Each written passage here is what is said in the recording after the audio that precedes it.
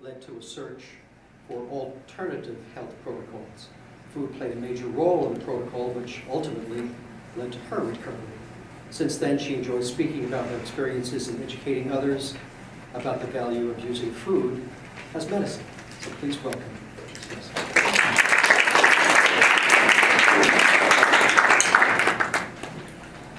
Changing the way we eat. One of the phrases that gets bandied about a lot is obesity is an epidemic. And I think at this point we've heard it so much, it's almost lost its meaning, its true meaning. So what does it mean? 70% of Americans are overweight and obese. 70%. Just let that number sink in. That means that more people in America are overweight and obese than aren't. 35% of all children over the age of 2 are overweight and obese. This next generation is the first generation that's going to live shorter, less healthy lives. 25% of American healthcare costs are related to complications from obesity. Cardiovascular disease, heart attack, stroke, diabetes, high cholesterol, liver disease, sleep apnea, respiratory problems, arthritis, cancer, and the list goes on and on. 190 billion with a B dollars a year are spent on obesity-related issues, even more than what is spent on issues related to smoking. Reuters has named obesity public health enemy #1. So why are we eating so much? There are so many reasons why we overeat. The most obvious one is we're hungry. We like to eat. We don't have the discipline maybe to stop. We're maybe not informed about what overeating is doing to us. There's emotional reasons for overeating. Maybe there's a void somehow in our lives. We're lonely, we're sad, we're stressed. We could be tired. We could be thirsty. We could simply just love to eat and love food. We are a grab-and-go society. We as Americans want instant gratification. What can I get that's going to be the fastest way for me to fill this void? Drive-thrus, frozen dinners, fast food takeout. All of these fulfill our desire to make the void go away in the fastest way possible with the least amount of effort. So how do we make a change? The first step in changing the way we eat is not going to the grocery store and buying a lot of whole fruits and vegetables and whole grains, and it's not reading up on the latest nutritional research, and it's not learning healthier ways to prepare our food. All of these things are important for changing the way you eat, but it's not the first step. The first step in changing the way you eat is changing the way you think about food. Food is fuel. That's another catchphrase we've all heard over and over again. But what does it really mean? Our body is a series of systems. Those systems involve organs, and those organs involve cells. And every cell, every organ, every system is fueled by food. I have a 10-year-old car, and when I go to the gas station and fill up the tank, if I put the wrong octane in the tank, that car will not run the way I want it to run, and I can feel it. It's not as peppy, it's sluggish, and it just doesn't function the way it's supposed to, and the same applies with food we eat. The foods that we eat as Americans, our westernized diet, are not foods at all. We are an overfed, undernourished society, eating foods that do little to contribute to our overall health. And the result is disease. Maybe not today, but eventually. Every bite that you take should serve a purpose. Before you take the bite, you should be thinking about why you're desiring that food. If it's an unhealthy bite, what's happening around me? that's making me desire this food? What's happening within me that's making me desire this food? If it's a healthy bite, think about the good you're doing for your body. How is this going to help my body? How is this going to contribute to my overall health? Food is the input that leads to an output. And the quality of the output is going to depend on the quality of the input. So the output could be health, vitality, energy, stamina, a positive attitude, and a long and healthy life. Or the output could be disease, obesity, sluggishness, foggy thinking, and the inability to participate in your life the way you'd like to. Mindfulness is the key to changing the way you eat. So what should we be eating? There was a study conducted about 50 years ago on middle-aged men in countries all over the world. And what scientists discovered is that the men who lived on the island of Crete were the most healthy of every other country in the world. The scientists wanted to know why. And so they began to study this lifestyle. And it became what we now know of as the gold standard of healthy eating. And I'm sure many of you in this room have heard of it. It's called the Mediterranean diet.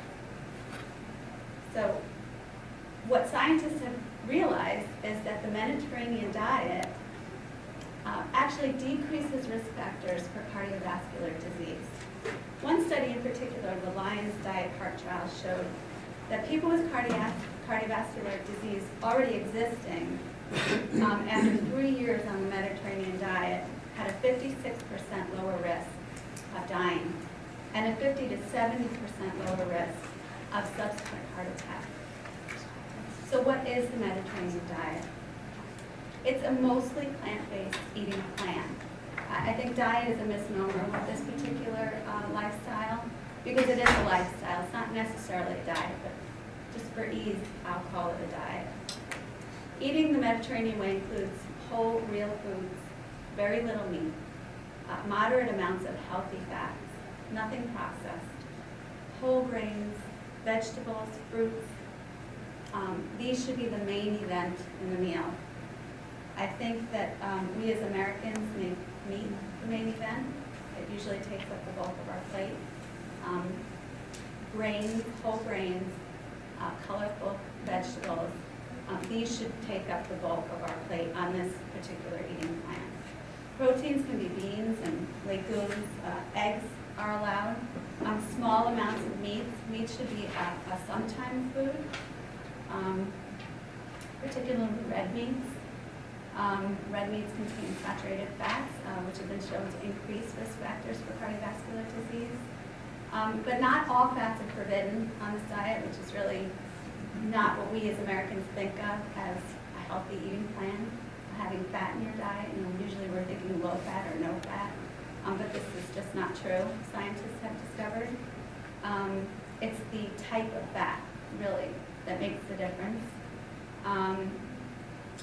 There was a study conducted in Greece where they followed one group of subjects who were following a no-fat or low-fat diet, and they compared them to a group of subjects who were following a healthy fat diet, which is the Mediterranean diet. And what they discovered is that over time, both groups lost weight. Everybody that participated lost weight. However, only the group that was eating healthy fats on the Mediterranean diet reduced their risk factors for cardiovascular disease. Lower cholesterol, lower triglycerides, lower blood pressure, lower inflammation. All of these things happened in the group that ate fat in moderation and healthy fats. But none of these things happened in the group that ate low fat or no fat. So that told scientists that fat is important in the diet. It's an important part of a healthy lifestyle as long as you eat the right fats. So healthy fats are omega-3s. They've been shown not only to lower cardiovascular risk, but to decrease cognitive decline, improve arthritis, improve your mood. Monounsaturated fats lower cholesterol, polyunsaturated fats lower triglycerides and inflammation. Foods like olive oil, olives, flax, nuts, nut butters, seeds, fatty fish. These are all important parts of the Mediterranean diet. Dairy can be eaten, but minimally. Again, it's high in saturated fats. Hard cheeses and yogurt are okay in moderation. Herbs and spices and aromatics are a very important part of this lifestyle plan, not only for flavoring your food, but things like herbs, fresh herbs, and garlic and onions have tremendous healing properties and are a very important part of this particular eating plan. Dessert should be fruit, fresh fruit, and sugary sweets really should be eaten rarely. When sweets are eaten only on occasion, they really do become a treat as opposed to just an everyday part of your life. Some of you might be happy to hear that wine is an important part of this plan. Red wine in particular is very rich in antioxidants, known cancer fighter, and lowers cardiovascular disease risk. And 1 glass for women, up to 2 glasses for men is permitted on this lifestyle plan. In the Mediterranean way of eating, what you are eliminating is just as important a contributor to your health as what you are eating. Removing sugary drinks, refined grains, anything processed or prepackaged in your diet is an important part of your overall health. When you shop for groceries, you should be spending the majority of your time in the produce section. Experiment with fresh vegetables and herbs. Try things you haven't tried before. Experiment with whole grains and with aromatics, and bring the produce home and really take the time to prepare it. This will lead to that mindfulness that I was talking about.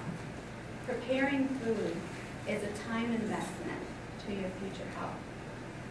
Taking the time to choose your food and prepare it and serve it to your family leads to greater satisfaction in eating. And this more mindful approach will lead to greater health and vitality and a much longer, happier lifespan. Another important aspect of this lifestyle plan is exercise. So whether rigorous or moderate, simply moving and getting your blood moving is a very important part of a healthy lifestyle. And something not normally included in diet plans is social aspect. Invite friends over for dinner and exercise together or see a movie. Enjoy conversation, enjoy each other, enjoy your family. This is essential for a good quality of life. Hippocrates said, let medicine be thy food and let food be thy medicine. And the right food can be an important part in healing yourself and leading a longer, healthier life. And I hope everyone will try these steps so that they can enjoy the rewards of a healthy lifestyle. I just wanted to comment on the Mediterranean diet. I agree with everything you're saying in terms of sort of general nutritional parameters.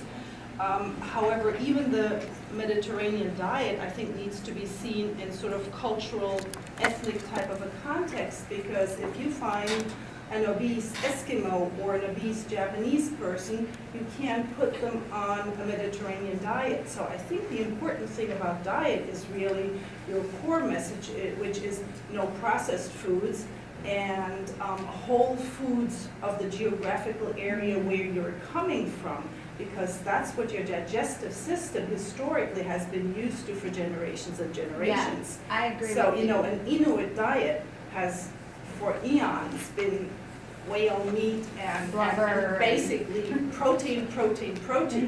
And you have other such drastic ethnic diets that are completely different. So the Mediterranean diet works for people who have that type of a broad sort of ethnic cultural background. Right. And I think adapting it to your cultural preferences too is important. You can include the foods that you like to eat culturally and adapt them to this particular diet. I've been doing a lot of reading about the problem with the grains and the gluten, grain brain, wheat belly, and have been experimenting with a diet lower in, because the whole grain is a very open what Yeah. do we mean when we say whole grain? Well, I think that's, And the issues that the week are presenting to health and obesity. So I think that's part of the mindfulness aspect of this. And again, it was I had a short period of time. I could talk all day. I really could. But part of the mindfulness of this eating plan and changing the way you eat is to understand when you eat something, how you're feeling after eating it. Because what's healthy on this eating plan may not be healthy for your particular body. Allergies and intolerances like you're speaking about are rampant. I mean, people have them and they may not even know they have them. They're experiencing all these strange symptoms and maybe not even symptoms that are digestive related. It could be, anxiety and depression and just an inability to really think clearly. And so if you're eating mindfully, you're tracking the things that you're eating and how they're affecting your particular body. Because somebody says, you should include whole grains. Well, if I ate whole grains, I would be in the hospital because I can't eat whole grains. I can't eat wheat. So I have to make adjustments. Stacie's contact information will be available in the package of information that we'll be emailing all of you afterwards, so be sure to sign in on the sign-in sheet if you haven't done this already. Stacie will be available for a little while afterwards in case you have any questions, and be sure to take advantage of her handouts that she has. Stacie, thanks so much. Thank you.